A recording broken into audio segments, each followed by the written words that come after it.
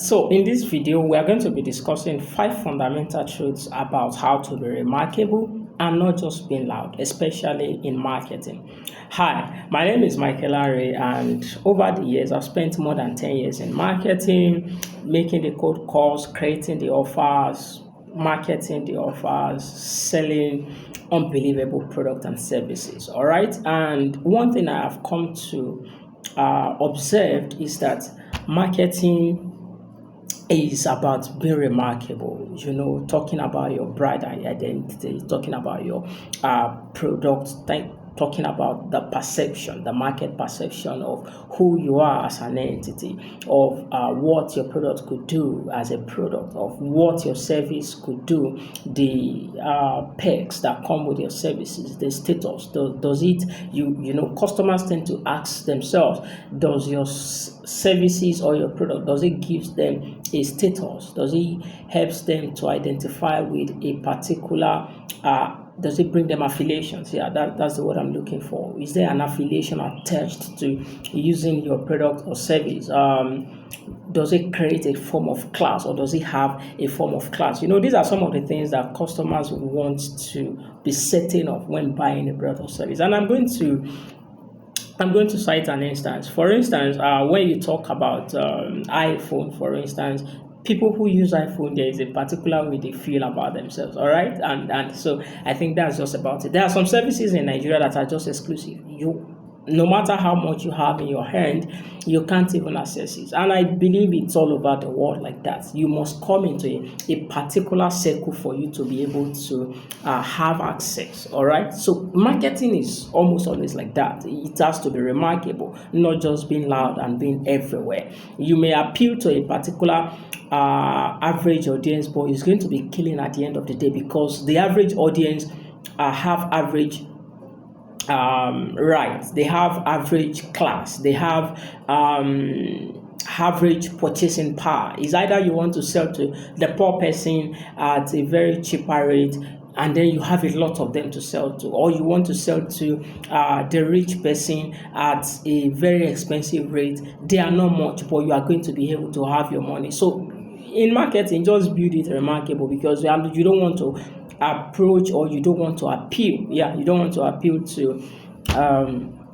the average people. Now, going on from there, there are 5 fundamental truths, like I said, that is going to help you to be remarkable when you are building your product or your service. And the number one thing I'm going to mention is that you have to invent something. You have to be able to create something that is worth talking about. And the way to go about this is that the whole essence, right from your design, is created in such a way that it is targeted towards a particular set of people. You want to create it with an intent. You want to create it with an avatar in mind. You want to create it with, okay, we already know the people we are creating this for. So it's not as if you are just creating and then you are looking for a market. I believe this is one of design thinking problems that we face. And then people come to marketers and help me sell, come and help me and sell. I learned that you sell a lot. Yes, we sell a lot, we could sell, but we don't do magic here. What we do is a game of measurements. It's a game of psychology, it's a game of emotions. So you have to be able to gauge from your design thinking to creating something with intent. As you are inventing, you want to make sure that you create something that is worth making. So people talk about things that solves real problems and helps them to elevate their identity. And as always, trend will fail, they will fade. Even if they don't fail, they will fade, surely. So I always tell people, don't create for the trends, because obviously trends are going to fade away. They may not fail, but at least people will outgrow them and they will go over them. So you want to ensure that you are not just creating for the trend, but you are building to solve a real verifiable problem, of course, but a story that is well crafted will last forever. So while you are inventing with these things in mind. And there are some shifts you want to put in for your invention. The number one thing is stop chasing originality. Originality is a fluke. I'm going to tell you, originality is a fluke in itself. It does not solve anything on the long time. You know, you want to start remixing proven ideas through fresh storytelling. In marketing, I read some really great books, and most emphasizes being original or standing out. Well, I agree with them to a larger extent. Where I'm having problem is that originality helps you to make noise and leaves you mediocre. You know, I created it, we did that. I don't see any well, you want to say maybe that's worthy, but every great business vision is not just to make more customers, but to make more money. So if you are going to be staying with original ideas, for instance, if my original idea is to make a phone, and I just go ahead and make a phone because that's the originality that I'm chasing, that's the dream that I have in my head, well, it helps me to chase a lot of noise. At best, I will be left mediocre, because at the end of the day, we have people who are going to be remixing my ideas, people who can take my ideas, add genuinity to it, add fresh ideas to it. They want to, it is okay, but can your originality cut through the noise? So these are some of the things that you want to look into. So if the model isn't making you 10x on your return on investment, then stop the originality, stop chasing the originality of the whole thing. It is quite time straining, it is quite disturbing. Just start copying a model that works. So if there is already a model that works, you may want to take proprietary right from them. You may want to there was a product we sold. It was for a car company in Dubai, and when they reached out to us, we did their market analysis. They wanted to target people who speak Kurd, people who are originally from Iraq, because there was a form of identity that came with the car, and it so resonates with those form of people. So we did a comprehensive research in partnership with the R&D of that company, and at the end of the day, you won't believe that these were rather new imported products from the US. And what they did at the end of the day was, because they had a particular target in mind, they were able to put some element of the culture of the Kurds inside it, and at the end of the day, we were able to help them to sell. They cleared everything within 6 months that we were contracted, and that was a huge win for them. But the thing is, design something that solves pain. Stop chasing originality. Focus on what solves pain. If it solves the pain of people and it helps them to fulfill their aspirations and fit into a story that people tell about themselves, that cultural alignment, there is that traditional alignment, there is that social alignment, there is that status alignment, provided it gives an alignment to the people, they are going to be buying whatsoever you are selling. All right, so we are still talking about designing a product. All right, so you want to design it to solve a problem, you want to design it to fulfill aspiration, to fit into the story of who people really are. All right, so what you should be asking is, does this tell a story? Does it help me create a community? Does it help me create a community? Indeed, that's status. Do people really think that if they buy into it? For instance, you're talking about Rolls-Royce, they have a form of cult-like selling. I am still trying to study them a lot, but one thing I've come to understand about Rolls-Royce is that as soon as you buy a Rolls-Royce, you have exclusive rights to some of their events, to enter. Some doors are just naturally opened onto you as someone who uses Rolls-Royce. And it is like a limited edition of a something. It's not just created for anyhow people. And this is how it works. This is how marketing works, either on the grand scale like Rolls-Royce or on a lower scale. But whatsoever you are building, you want to make sure that, does it create a community? Does it give status to people? If people buy it, do they feel a certain kind of fulfillment within their life, or their social, their traditional, their cultural aspiration? Does it help to create tension? And this is something that is not spoken about a lot. if you are creating or you are marketing a product, right, and your product is able to create a lot of tension, and I'm going to say this particularly as it concerns the younger generation.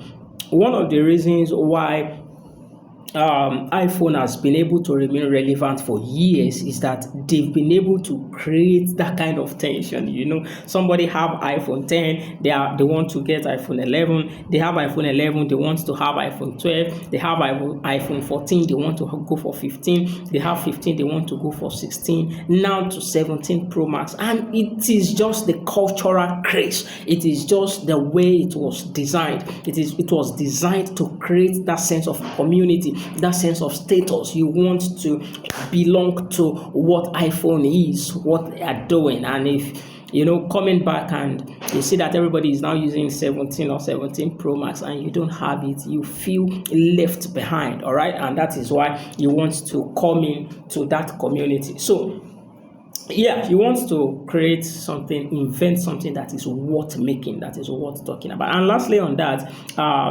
every great product carries emotional value, that is affiliation, achievement, or create something that has a compelling sense of belonging. So these are the three getaways that I want you to keep in your mind for when you are trying to create something that is worth making. Make it have value, emotional value, in such a way that it creates affiliation, it creates a sense of belonging, it creates a sense of achievement when people buy it or when they achieve your product or your service. For instance, there are so many professional services, there are professional communities that if you join as a professional, you feel like I have achieved this, and it's not primarily due to the knowledge that you want to acquire. For a lot of you, it is just that sense of belonging, that I now belong to this community. I have insider information. I have firsthand, network. You could network. You have a sense of belonging. You have a sense of affiliation. You have a sense of achievement that is attached to buying that professional community or service or product. It gives you that exclusive right, and that is how marketing is done. Secondly, we are moving to design. And when we are talking about design, we are talking about designing something for a specific tribe, not just anybody. And earlier on, I started talking about how you should design with a form of persona, a customer avatar in mind. There was the first time I heard about it, I think it was about 5 years ago. Someone reached out to me, and after having a conversation, I had not gotten into consultancy as at then. They told me what they wanted, and I was talking on the conversation. I do not know how to go about it, but the whole of the conversation is the man compensated me after having that conversation with him, and he said, excuse me, you gave me exactly what I wanted. And now what do they want? They wanted to create a service here in Nigeria, a car rental service here in Nigeria. And what they wanted is, what kind of cars should they bring in? For what kind of location should they set up? They have the finances, they have the resources. In fact, I think they already had a manager and somebody who will be helping at the offices at then while we were talking. And they have a few cars, but they wanted to know if he should bring in more and what kind of car and what kind of location. They were originally in Kogi State as at then, so they had to move into Lagos. He paid for rentals, and at the moment, I know that the man has a very larger chain. He's now in Abuja doing his car rental. He is in Port Harcourt. He's in about 5 locations around Nigeria doing car rentals, just because he now knows how to go and say, okay, we are not just renting for everybody. There are particular people that we want to talk to. There are particular people that we want them to have our services. There are people we are designing for. Just like that, this is how marketing works. You want to design either your product or your service to a particular audience. You are not just going to go into it having it in mind that you can service anybody. No. So you want to define something that makes you that gives you your SVM, all right? And by that I mean your small viable market. So you want to sit down and define your small viable market. And the ideal way to approach a hot buying and relevant market is to play to ensure an audience is specific enough to matter, yet it is big enough to ensure that you are sustained and they support you. Now, what this means in a nutshell is that when you are defining your smallest viable market, you are going for two things. Number one is that you want to create a market that is small enough. In the sense of small, I mean specific. It is specific that it matters like 100% to what you are doing. You remember the Pareto principle. The 20% of the effort bring 80% of the result. All right, and at times you may want to still go a little bit into extreme Pareto principle. For instance, you are saying that 10% of the effort bring 80% of the result, or 10% of the effort bring 100% of the result. It is not fixed. You just have to look for the one thing that makes you very important in your market, the one thing that helps you to appeal to this kind of people, that if they are thinking about this product or this service, they are thinking about you. All right, and the best way to do that is to define your smallest viable market. Make it so hot that it is so specific that they think about you whenever they want to buy, and then it is so big enough that the market can sustain you. For instance, if your 10% of what gives you result is like 5 million people all over the world, and in your current location it is just around 1 million. If you do well to service 1 million people with your product, and then you go ahead to follow up with a service, then you are already doing a very fantastic job already. I don't know if you are getting it, but this is how creating something that is specific for a specific people, for a specific tribe, this is how it works. You don't just create for everyone. It is very good that you make your customer avatar before setting out for your product. So the cap of that is, the tighter your focus, the stronger your message will be. For instance, I'm creating this video. I already know the people I'm talking to. I know the people who are going to give me a call, who are going to reach out to my company. I know some that will want to jump on my consultation because of this. And these are the people I'm creating for. All right. So you want to create it such that the tighter your focus, the stronger your message. Secondly, practice practical empathy. Learn your tribe's fear, their language, and their dreams. So firstly, I'm saying that the tighter your focus, the stronger your message. Secondly, practice practical empathy. Learn your tribe's fear, their language, and their dreams. Then build with feedback. Build with feedback. As you are building, as you are defining who to build for in your tribe, as you are taking their feedbacks, also learn to refine with obsession. All right. So from this video, I'm still going to take feedbacks from you as you are watching. You want to tell me, oh, maybe if you had adjusted your body this way, maybe if you had looked more intently, maybe if you had gesturized a lot better, maybe if you had done this. Those are feedbacks, for instance, that I look to taking, from my audience. And it is just something that works as well in marketing. So as you are taking care of your tribe, as you are tightening your focus and building your message to be a lot stronger, as you are, learning their fears and languages and dreams, you have to also be open. You also be open to building with a feedback, and then to refine your feedback with a precise obsession. All right. So the third way for you to build remarkable is to craft a story they already believe. So you want to tell. All right. Remember, we said that the first way to create something remarkable is to invent. The second way is to define for a specific tribe. And the third thing is to tell. So you want to craft a story that they already believe. And the way to do this is, people buy facts. People buy facts, yeah? People buy facts. They buy stories that reinforce what they already feel. For instance, if you had a thought overnight, and your thought gives you something like, if I can get XYZ, I'll be able to make ABC. And then you wake up in the morning and somebody came in to reinforce that if you can get XYZ, I'm going to give you ABC. Because you had been thinking about it, because it's been on your mind, right? You are going to go for it. All right. And the reason why you are going for it is not because that person or I convinced you. No, I'm not the one who convinced you.